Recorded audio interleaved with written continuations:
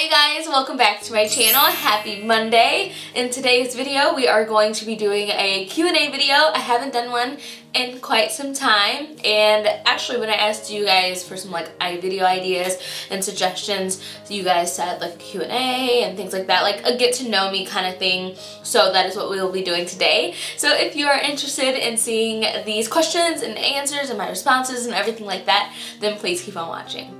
So I do realize that when I asked this, it was like midday, it was like 12 o'clock, and a lot of you guys were at work, but I did put it on Instagram stories, Instagram, and also Snapchat. So I would just go through, majority of it was on Instagram, so I'll just go through some of the Instagram questions and then go from there. So Queen Deja, I think it's Deja, 87 said, what is your long-term career goal? Does it involve makeup? So a long-time career goal would probably be to like own my own makeup brand. I know that's going to be a lot of work, but I think like so far that's what I want to do. Either that or teach makeup. So I have always wanted to be a teacher, whether it was special education or elementary education or even just teaching makeup. So I would either want to become an educator or create my own makeup brand. So even if I did create my own makeup brand, I would be like the main educator of that brand. So I'm not really sure, but those are the two. So either teaching or owning my own brand. So the next question is by May Beauty Pro. Hey girl, she has been around forever. She said, what advice do you have for small YouTube creators? What tips can make our videos better? Please, could you also do a filming setup video and alternative setups for smaller vloggers? So I already have a filming setup video up on my channel. I just recorded that in, I want to say like February, so it was pretty recent. So it's this entire setup that I have right now, except I think before I put my ring light behind me as like a spotlight type of light. But I do have my filming setup. I'll have that listed at the end of this video and also in the description box, so that way if you missed out on that video or if you didn't see it or whatever it may be, you'll be able to check that out. And I also have a video, like a tip video on like growing your channel, like getting your first 1,000 subscribers, things like that. I will also list that down below as well. So pretty much what I did was post on Instagram. So Instagram videos are what go really popular and go really well. So pictures are great, but pictures are just something that someone will see and double tap. Maybe you'll get reposted, maybe you won't. But a video, once people like start commenting and you get like over like 3,000 views, you'll get on the explore page, and like then it'll just really take up from there. So you really want to start posting some Instagram videos and then making sure that your YouTube channel is linked in your bio, so that way when they see your Instagram video, they can go to your YouTube channel, and then it just kind of cross merge all of the platforms. But you really want to get on Instagram, and I know it's very hard, and it's very oversaturated, and it's a lot more of an uphill struggle, especially for being a woman of color. But that is what I did, and that is what I would recommend, is to be consistent for one, and also just like do it. Just do it. And also like when I first started, my filming setup wasn't extravagant at all, and I'll mention this in the video that you guys see. So it takes a lot. Like it takes a lot of money, a lot of time, and a lot of effort. Like it can get intense, but if it's something that you really want to do and you really want to like be good at, then you're gonna have to put your all into it. That's my suggestion, but I'm going to have the other two videos down in the description box, so if you want to know in depth more tips and tricks and all that stuff, then watch those two videos down below. Okay, that hood chick, hey Shelby, she said, she has 8 questions, so we're just going to go through all of Shelby's questions. She said, have you ever had any struggles being in an interracial relationship? So if you guys are new, Jack, my boyfriend of 8 years, we just hit 8 years in April, he is white and I am black. And I wouldn't say that we ever had any struggles being in an interracial relationship. Like my family, okay, so there's my mom and then my mom's dad is like Irish, so he's like half white, and then like my grandma and all of them. So that side of the family, like it was kind of normal.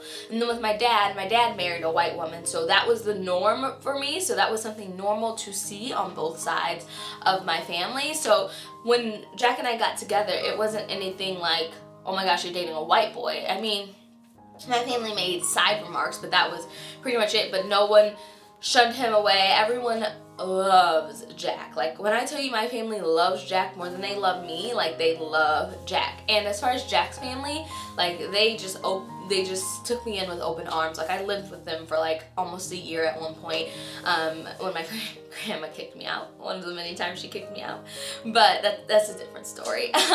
So no, we never had any problems as an interracial relationship. I will say though, when I was down in Edwardsville, Illinois, so that was like southern Illinois, like going down to like Missouri area, like we would get like looks and stuff, but it wasn't like anything around here. Like, it's just, no one cares. So no, we've never had any issues. Okay, her second question is, what's your big picture as far as your YouTube channel? Do you eventually want to brand yourself? Absolutely, absolutely. I actually want to start looking into getting a like a manager, like a PR manager, to kind of market myself towards different brands, because right now it's just me, like brands coming to me, and I want to start like marketing myself. So like really expanding myself. So eventually for my YouTube channel, yes, I want to brand myself, but I'm only at 25,000 subscribers right now, and I want to really get to 100,000 like really fast. But I just, like, when I think of things to do, I'm like, they won't like that, or that's not me, or I don't know. So I just don't know, you guys. But yes, I absolutely want to brand myself. I want my channel to grow and be huge. I want to be a voice of reason and inspiration for younger girls or girls like me or anything like that. So yes, of course. Number 3, when is the wedding? We're not engaged yet, but I do really want to get married next April. So yeah, a year from now on the 20th, because our anniversary actually falls on a Saturday. But we are so like, whenever it happens type of thing. So we're not like rushing it, but like my grandma is on it every day. She's calling me like, we need to do this and we need to do that, because we're not gonna have any time. And I'm just like, okay. But I don't know when the wedding is. It might be 2 or 3 years from now. I have no idea. Okay, do you think you will live in Illinois forever? We've actually talked about this. Like, we don't know where we want to go. We're kind of just waiting to see where I'm just kind of waiting to see where my grandma goes. Like, Jack's parents, they plan to either move to their cabin in Michigan or in Indiana, and his sister lives in Missouri. So if we were in Illinois, it would be kind of smack dab in the middle of both of them. So it would be about 3 hours to get to his parents, about 4 hours to get to his sister, so not too bad. And then as far as my family, my grandma, I don't think she wants to leave the area until her mother passes away. And I think she just turned like 86 or something like that. So I think she just turned like 86 or something. So as far as right now, yes. And I also don't want, like, I want my kids to be raised with their grandparents, and his parents are going to be so far away that won't be possible. And then my mom, so we don't know. We don't know. I was talking to Marlena from Makeup Geek, and I was telling her how we want to eventually move to LA, and she's like, don't do that. Save your money and just travel there for like 2 weeks. But so I might just end up doing that, like staying somewhere here, either like Indiana, because that's like 30 minutes away from us, or staying here in Illinois. So that leads me into her 5th question, which is, do you want kids? If you ask me tomorrow, I'll probably say no. If you ask me today, I'll say like, yeah, but like, I don't want kids, but I want kids. Like, I don't really want kids because like, I don't like kids. Like, kids are bad. Like, my niece, like, I loved her as like a baby, like infant, like toddler. Now that she's like a kid, like she's almost 4, it's like, you are bad. You do not listen. Like, and I feel like Jack and I as a kid would be so more mild-mannered, because he's an introvert and he's just very to himself. I'm very loud and out there, but as a kid, I was not a bad kid at all. Like, I was very independent, like I took care of my brother, like all of that, but like I wasn't bad. So like I want kids mainly to reproduce for the sake of the Rutherford name, but like I could live without having kids. Like I would be happy just being an auntie. To all y'all's kids and my siblings' kids, I would be great, but I know that's not gonna happen. Okay, if you weren't a makeup artist, what would you be? If I weren't a makeup artist, I would definitely, okay, so this is the thing, when I was in school for education, I stopped going to school to pursue the YouTube makeup thing and then came home and made this, you know, my career. So if I weren't doing makeup and if I never got into makeup, I would be a teacher. Like I would be teaching somewhere around here right now because that's what I've always loved to do. And then she said, is the YouTube world more difficult now than before? So I've personally been on YouTube since I was in college, so I've been on YouTube for 5 years. I've been posting videos for 5 years, and as you guys can see, I'm only at 25,000 subscribers. So it is extremely hard, especially when you don't start out with this big production. So I started out using natural light in my dorm with a little orange point and shoot camera that I got for like 70 bucks. I used one of my drill checks, I used one of my drill checks to buy that, and then after that I was broke. Like I literally couldn't wash clothes. Like I was calling Jack and my mom like, hey, can you guys put some money into my account because I don't have any money. So it's a lot harder now, mainly because it needs to be production quality. Like it needs to be really nice. You have to have the newest, most expensive camera like the Canon 80D, or you have to have 2 soft boxes, or it's just way different, you guys. So it is way more difficult now. And she said, what is your fave look that you have done? I'm gonna pull it up for you guys. It's a really recent look. It is, I don't know. Okay, so this purple look that I just did is one of my faves. Like this look was poppin', but this orange look that I did, this orange look, yes, like that, I was feeling myself. Like that was bomb. Like that look, I don't know, are there any other looks? I really liked this one too that I did for Valentine's Day with the ombre glitter. That one was really pretty. This one for Valentine's Day was really pretty as well. Like a lot of people love that one, but this one is one of my favorites too. Like I go back to this one and look at this one all the time, and I'm like, yes, girl, yes, that is poppin'. So those are probably some of my favorite looks that I've done. Let me scroll through because I keep all my favorite looks. Yeah, this one was another favorite of mine too. It was the peachy kind of look. That one was poppin'. Like I love the two-tone ombre looks. Like not really with matte eyeshadows. I don't really dig it with matte eyeshadows, but when I do a two-toned like glitter or two-tone half-cut crease, I'm like, but this one was one of my favorites too. It's like a floating glitter cut crease. That one was poppin'. So yeah, those are probably some of my favorite looks. This one was another one of my favorite looks. It was something that I did that was different. Very different. But those are probably my favorite looks. Okay, so Alex Makeup Drawer said, what made you want to get into makeup?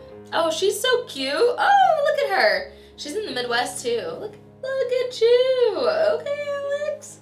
Highlight poppin'. Okay, she's really young too. Okay, so what made me want to get into makeup? I'm going to take you guys back to 4th grade. So I was always like, I was super skinny. I was tall for 4th grade.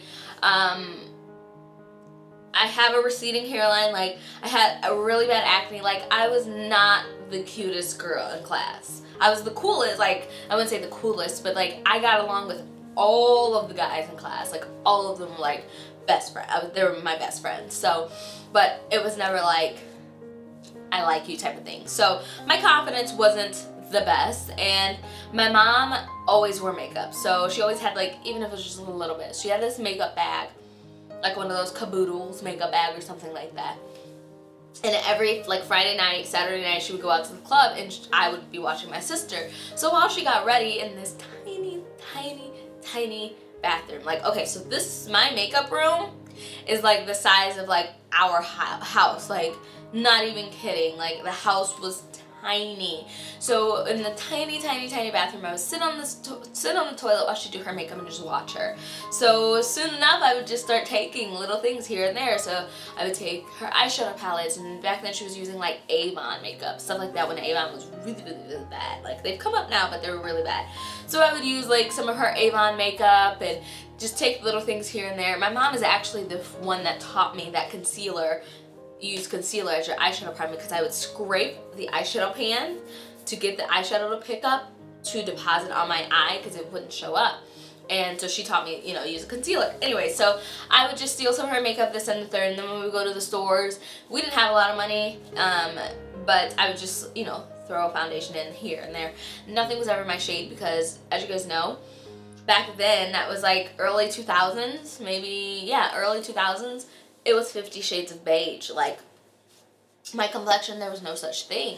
So I was wearing stuff that didn't match. I was wearing concealer under my under eye that was 3 shades too light. So pretty much what made me get into makeup was low self-confidence. I didn't think I was cute or anything like that, but when I wore makeup, you couldn't tell me shit, even if it looked a mess back then. Like, wearing makeup made me feel beautiful. So that is why I got into makeup.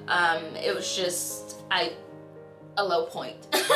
Fabulous plus Vixen asked, and this is the last question, have you ever wanted to be a MAC artist? This girl poppin', look at that.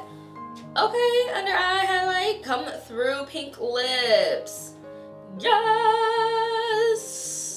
Okay, she loves her some pink lips. I wish I wore pink lips as much as other people do, but anyway, so no, yes and no. So if you would have asked me, I mean yes, just for the sense of I worked at MAC, but no, because I didn't want to work for a company. So I've never worked for Sephora, I've never worked for Ulta, I've never worked for MAC, just mainly because of the restrictions. I feel like I wouldn't be able to do as much as I do just working for myself, working there. So yes, I wanted to work there just because I could say I'm a MAC girl or I worked for MAC, but I never took the initiative to do it because I didn't want to. Does that make any sense, you guys? I feel like I'm not making sense, but to me, I'm making sense. Like, the hype and the prestige that you get from saying you're working at MAC or you worked at MAC, the clout would have been great. But in my mind, it was like, yes, let's work at MAC.